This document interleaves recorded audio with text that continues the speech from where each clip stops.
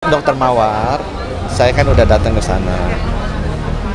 Saya udah lihat hasil otopsinya, ya. Yang saya bilang ke ibu dan bapaknya begini, nomor satu, ya, saya sangat berduka cita karena Dokter Mawar itu adalah dokter beasiswa Kemenkes, dia ambil spesialis 4 tahun. Dia memilih berbakti di Papua selama 4 tahun dan sebenarnya hari itu udah selesai.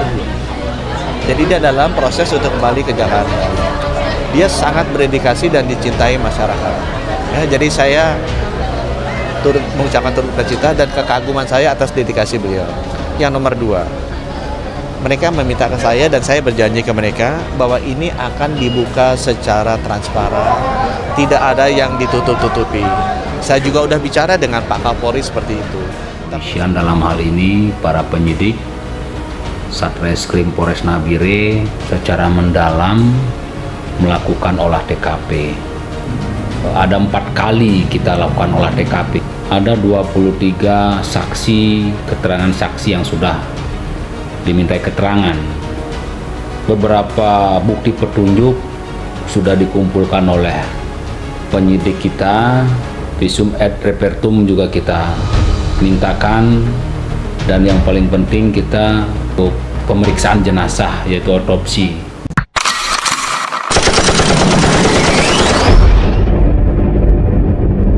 Begini detik-detik Dokter Mawarti dibunuh secara keji di Papua.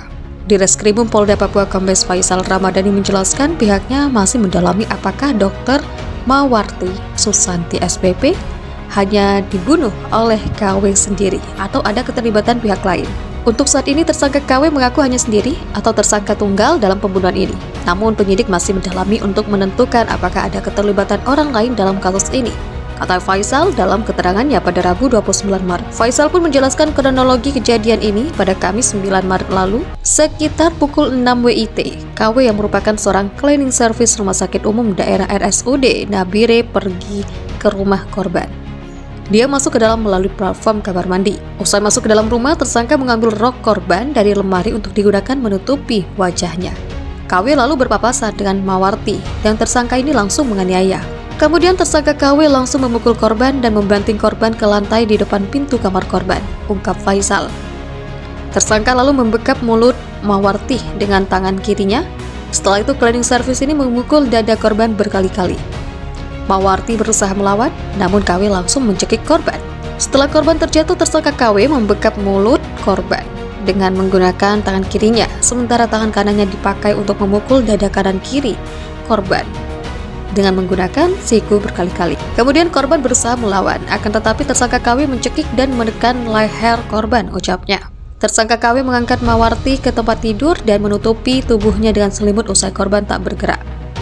Dia lalu membersihkan lantai rumah karena korban mengeluarkan air seni. KW lalu mengambil handphone Mawarti dan kabur. Faisal menerangkan tersangka KW dijerat pasal 338 KUHP, subsider pasal 351 ayat 3 KUHP dengan ancaman pidana maksimal 15 tahun penjara.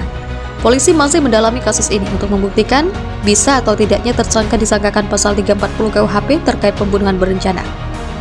Untuk membuktikan adanya perencanaan dalam perbuatan tersebut guna memenuhi unsur pasal 340 KUHP, yakni ancaman hukuman mati atau pidana penjara seumur hidup paling lama 20 tahun, penyidik masih mendalami, ucap Faisal.